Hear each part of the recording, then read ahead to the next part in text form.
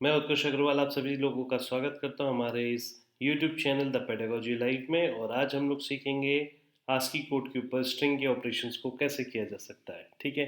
Suppose Java programming के अंदर हम लोग क्या है कि जब भी कोई ऑपरेशन स्ट्रिंग्स के ऊपर करते हैं तो कुछ ऐसे ऑपरेशंस हमारे बोर्ड्स एग्जाम में आते हैं जो कि क्या करते हैं, आस्की कोड के ऊपर डिपेंडेंट होते हैं। तो आज हम लोग बहुत ही बेसिक प्रोग्राम सीखेंगे कि कोई भी अगर स्ट्रिंग हम इनपुट दे रहे हैं, देन इन दैट केस अगर हमें उसका आस्की कोड निकालना है तो वो कैसे निकाल सकते हैं। पहली चीज़ तो हम ये सीखेंगे। दूसरी चीज़ हम ये सीखेंगे कि उनको सम कैसे कर सकते हैं आस्की कोड को। और तीसरी चीज़ हम जो सीखेंगे वो है कि उनका डिफरेंस हम कैसे निकाल सकते हैं। तो ध्यान देना, इसके अंदर हम लोग तीन बेसिक कॉन्सेप्ट सीख रहे हैं। सबसे पहली चीज़ आस्की कोड स्ट्रिंग का कैसे निकाला जा सकता है। दूसरी चीज़ उसका सम, आस्की कोड की वैल्यूज़ का सम कैसे करेंगे। तीसरी चीज़ जो हम सीखेंगे वो है उसका डिफरेंस। और इसके डिफरेंस के साथ साथ मैं आपको बहुत सारी छोटी सी चीज़ बताऊंगा जो आपको आगे भी प्रोग्राम में हेल्प आउट करेगी। ठीक है, चलिए। तो बिना टाइम वेस्ट किए हम लोग बोर्ड एग्जाम्स की तैयारी करते हैं। आईसीएसई और आईएससी के स्टूडेंट्स मेरे को इस लेक्चर को देख सकते हैं और उनको अगर कोई भी इश्यूज हो तो मेरे से पूछ सकते हैं। चलिए, मैं उत्कर्ष अग्रवाल फिर से आप लोगों का स्वागत करता हूं और लेक्चर नंबर 44 आस्की कोड के ऊपर स्ट्रिंग ऑपरेशंस पे शुरू करते हैं। आज हम लोगों का प्रोग्राम है right a program to accept two different characters. ठीक है।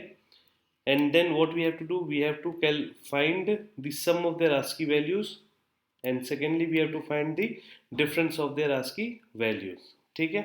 Now example, the message on the screen should be enter the first character, it should be A, enter the second character, it should be B, ठीक है, और D, whatsoever it is। ठीक है। and the what output it should be there, that the sum of the ASCII value is 165 and the difference of ASCII value is 35. Okay, so we'll be doing this right now. Program, we are on to the program now. Import java.util.star. This is the header file. Always I am explaining this again and again in every program and lectures. Don't forget line number 3. Public class ASCII. I have taken the class name as an ASCII. This is opening of the class and this is the opening of the void main. Public static void main string args, and this is the opening of the void main part. Okay. Now here comes the scanner. Okay. Now when you come talk about the scanner SC, then this is basically used to take the input from the user। ठीक है, इसको ध्यान देना। SC हम लेते हैं as an object. ये input user से लेने के लिए हम लोग इसको इस्तेमाल में लेंगे। ठीक है। और system dot dot print L पहला मैसेज प्रिंट करेगा, जैसा कि हमने देखा था यहाँ पे अपने स्क्रीन पे। Enter the first character, enter the second character. ठीक है। तो यहाँ पे हम हमारे पास क्या है, enter the first character screen पे डिस्प्ले हो जाएगा। ये हम किस में स्टोर कर ले रहे हैं, कैरेक्टर। नया वेरिएबल है ch1। ch1 का डेटा टाइप क्या है, कैरेक्टर है, क्योंकि इंडिविजुअल वर्ड हमें स्टोर करना है, इंडिविजुअल कैरेक्टर हमें स्टोर करना है, इसलिए हमने क्या किया, इसको कैरेक्टर में लिया है। हमें इसमें स्ट्रिंग लेना तो है but as a character store करना है, सिंगल सिंगल वर्ड स्टोर करना है, इसलिए हमने इसको कैरेक्टर फॉर्मेट का डेटा टाइप लिया है। तो ch1 is equal to sc dot next char at zero, zero position पे ही इसको हम स्टोर कर रहे हैं। ठीक है। अब क्या है, इसमें एक्सटेंड नहीं करें, जीरो पोजीशन पे ch1 के जीरो पोजीशन पे हम पहला कैरेक्टर जो मिल रहा है उसको हम स्टोर करेंगे और उसी के ऊपर हम ऑपरेशंस करेंगे।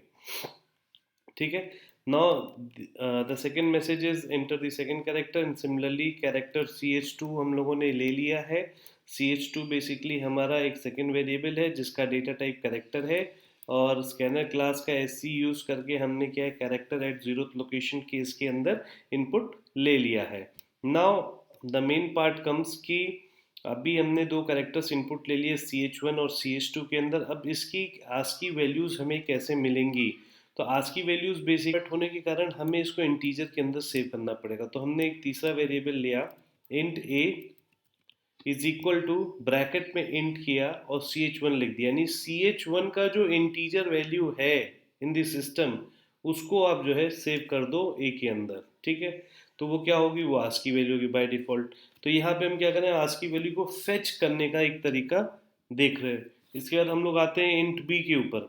इन बी में क्या है, सेकंड वेरिएबल हमारी हो गई ए हो गया, बी हो गया। ch2 का हमने वेरिएबल किस में स्टोर कर लिया, बी में स्टोर कर लिया। नो सिंपल, जब हमें दो वैल्यूज मिल गई तो सिंपल सम का प्रोग्राम हम करते थे। सम करने के लिए वो चीज़ हमने कर दी, in sum is equal to A plus B, क्योंकि ये इंटीजर फॉर्मेट में है अब, तो हमने इसका क्या किया, सम कर दिया। और डिफरेंस के लिए ए माइनस बी। जब ये दो चीज़ हमारी हो गई तो हमारे पास क्या हो गया, system dot dot println the ASCII value का sum is equal to sum and the difference is equal to D I double F. यहाँ पे हमने रेडीमेड फंक्शंस का यूज़ किया हुआ है, इसलिए हमको इस तरह से आउटपुट मिलेगा। अब आपको इसके अंदर कोई डाउट हो तो आप मेरे से बाय डिफ़ॉल्ट पूछ सकते हो, ठीक है। अभी आप ये देखोगे स्क्रीन के ऊपर रिजल्ट क्या आता है आपका, enter the first character capital A. अब मैं आपको पहले दिखा रहा हूँ कि जब भी हम एग्जीक्यूट कर रहे हैं प्रोग्राम को, सेकंड करेक्टर मैंने डाला डी। तो जैसा कि मैंने आपको बताया था कि दोनों कैरेक्टर के बीच में डिफरेंस हमारा आ रहा है। The sum of ASCII value is 133, ठीक है। The difference of ASCII value is 3, ठीक है। ना अब मैं इसमें आपको एक एग्जांपल देता हूँ। कोई भी इस कैपिटल में लेटर है और कोई भी स्मॉल में उसी का फॉर्मेट है, ठीक है। आप ये ध्यान देना, कैपिटल और स्मॉल है, इन दोनों के बीच का डिफरेंस हमेशा 32 ही आएगा। यानी कि कैपिटल से अगर आपको स्मॉल में कन्वर्ट करना है तो किसी भी आज की वैल्यू में आप +32 करोगे, कैपिटल में कन्वर्ट हो जाएगा। तो ये आपको कॉन्सेप्ट एक समझना पड़ेगा कि ये जो आपने कॉन्सेप्ट करा है, ये जो मैंने आपको समझाया है, इसमें क्या एक कॉन्सेप्ट और लाई करता है, वो है conversion from small case to upper case using ASCII value, ठीक है। Conversion of small case to upper case using ASCII value. तो आपका ये असाइनमेंट रहेगा, किसी भी तरह से आपको प्रोग्राम में कहीं कोई दिक्कत आ रही हो तो आप डेफिनेटली मेरे से पूछ लेना। बाकी इस कंसेप्ट को मेरे बताने का तरीका ये था कि आपको आज की वैल्यू पहचानी चाहिए, पहली चीज़। दूसरी चीज़, आज की वैल्यू को कैसे ऑपरेशंस में लिया जा सकता है, सम हो गया, डिफरेंस हो गया, वो आपको आ गया। तीसरी चीज़, आप इसमें कभी भी ये जानोगे कि जो मैंने आउटपुट आपको सिखाया है स्मॉल ए और कैपिटल ए के बीच में, तो इसके बीच में क्या है कि 32 का डिफरेंस रहता है। तो अगर आपको कैपिटल से स्मॉल ए करना है तो किसी भी आज की वैल्यू में +32 कर दोगे तो आपको कैपिटल से स्मॉल मिल जाएगा, और ए स्मॉल से कैपिटल करना है तो -32 कर दोगे तो वो आपको मिल जाएगा उसमें, ठीक है। तो +-32 करके हम लोग capital lower case upper case conversion भी कर सकते हैं, ठीक है। अब इसके बाद आपको कोई भी डाउट हो तो डेफिनेटली स्टूडेंट्स आप मेरे से पूछ सकते हो। मैं आप लोगों के लिए एक लाइव लेक्चर्स भी कंडक्ट करूंगा। अगर आप लोगों मेरे को टेलीग्राम पर रिस्पॉन्स देते हो, उत्कर्ष इंडिया कोडिंग हमारा टेलीग्राम का ग्रुप है, उस पर आप ऐड हो जाओ, और आप मेरे को अगर वहाँ पे रिस्पॉन्स देते हो, आपको लेक्चर्स लेनी है, डायरेक्ट लाइव लेक्चर्स लेनी है, तो डेफिनेटली आप मेरे को बताओ, we will schedule some lectures. और बहुत ही जल्द हम लोग क्या है, वेबसाइट्स पे भी प्रैक्टिस सेट पेपर्स लेके आने वाले हैं, जिससे बोर्ड्स के एग्जाम में आप लोग 100 आउट ऑफ 100 बैंक कर सको। अब ये क्लासेस मेरी और ये जो प्रैक्टिस सेट्स है, ये क्लास 10th और 11th और 12th 9th सबके लिए है, एसएससी बोर्ड के। और 12th क्लास के 11th 12th क्लास के पाइथन के स्टूडेंट जो सीबीएसई बोर्ड में, उनको भी घबराने की ज़रूरत नहीं है। बहुत ही जल्द उनके लिए भी प्रैक्टिस सेट पेपर पाइथन के ऊपर हम लोग लेके आएंगे, जिससे वो लोग अपना प्रैक्टिस करके अच्छे से अच्छा मार्क्स स्कोर कर सके, ठीक है। तो do share and like our lecture, our videos, and अपने फ्रेंड्स लोग को बताओ, सबको बताओ, जिसको जिसको ज़रूरत है। आपको इधर उधर भटकने की ज़रूरत नहीं है, कोचिंग में कहीं भी हाई फाई पढ़ने की ज़रूरत नहीं है।